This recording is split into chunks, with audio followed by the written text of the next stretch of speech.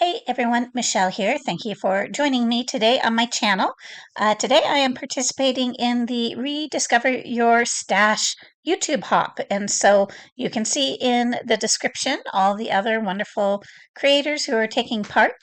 And this month our focus is on using flowers. And so I definitely want to dig into my stash and use some things I've had for a while. And so one thing I've had is this Alina collection. It's actually the first 49 and Market collection I bought, and I was hooked from then on out.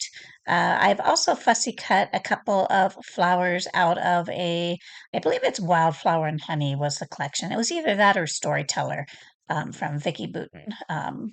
And then I have a couple pictures there of a selfie I took at the tulip fields because I wanted to document flowers as well. And so I'm just kind of taking a look through my pattern paper there, trying to figure out what I think I might want to do. And while I'm doing that, I will say I'm also going to add a couple other dimensional flowers. So you'll see those coming into play here shortly as well.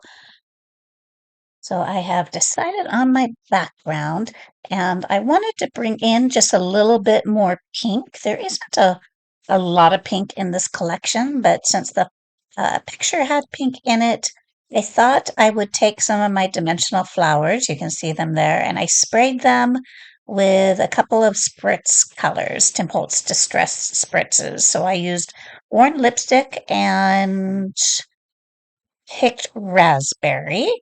And so that's going to help me. I'm also going to come up with a couple other ways to add some pink. But before I do, I have done a little bit to the background off camera. This video might have been a bit long if I'd left it. But I added a few more rub-ons to that background. I stamped with some little mini heart stamp that I have. And then I added just a little light floral texture paste to the background that you can see if you look close enough. But I wanted to add a little bit more white, and so I'm taking some white color pops through this brick stencil. So I'm going to let that dry. And I'm going to take another look at my flowers because those stamens on them are gold and it just doesn't feel right. And so I'm going to trim those off with my scissors. And so this is, you can handle your flowers just like you handle paper or any other embellishment or product that you have. You just need to make it your own. So these were probably for a Christmas little collection, but I'm not going to let that stop me because I've had them for a while and I haven't used them, so I'm going to adapt them. So I cut off their stamens and then I'm just going to fill their centers a little bit with some white just to make them coordinate with the layout a little bit better. So here I have my pictures, and you can kind of see, again, I did this off camera, but the edge of my background there, I did distress it with, or inked it, I should say, with picked raspberry as well, just to add one more element of pink. And then a lot of my embellishments and my photo mats and such, I'm also just or inking with that picked raspberry. So now here are some burlap flowers I've had in my collection for I don't know how long. So I'm excited to get them onto a page. And this is kind of the layout I'm looking for. Now I go back and forth with the placement of those Vicky Booten flowers that I fussy cut. I did spray those with picked raspberry and worn stick as well. I am trying to decide, do I want to add more flowers from the kit? But the ones that I have left feel a little too red. So I am not going to use any of those, but I'm going to audition some and see if I can make it work. But I'm going to tell you right now, I don't like it. So off they go. All right. And so I'm also going to take a look at some of the different leaves. I have a few from that kit as well as some others from my collection that I'm going to take a look at. But I do decide just to stay with the ones in the uh, collection rather than bringing in anything else. So yeah, those are kind of how my clusters are going to turn out. Now I am going to do a lot of the building of the layout here on camera with you guys so you can see kind of the choices that I'm making and all that. And then I will adhere a lot of it, make just a couple little tweaks off camera. So I have chosen a title. I looked through a few different Bramble Fox titles that I had in my stash, and so I'm going to go with Love This with this little arrow. And so far, so good. I have a couple little white word phrases that I'm going to use in a couple of the clusters.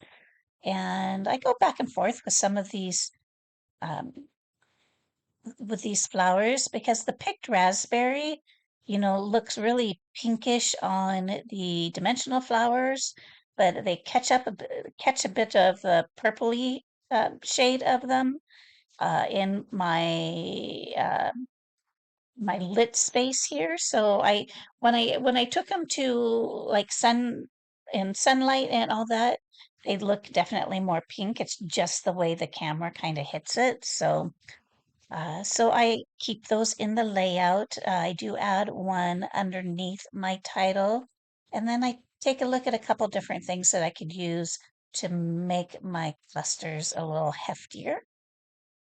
So I'm going to add some tickets. I'm going to add some stamps to them as well. And there's also a few little tickets that I'm going to work in. And yeah, just trying to keep some balance of color and some different shapes to make the clusters a little bit more interesting.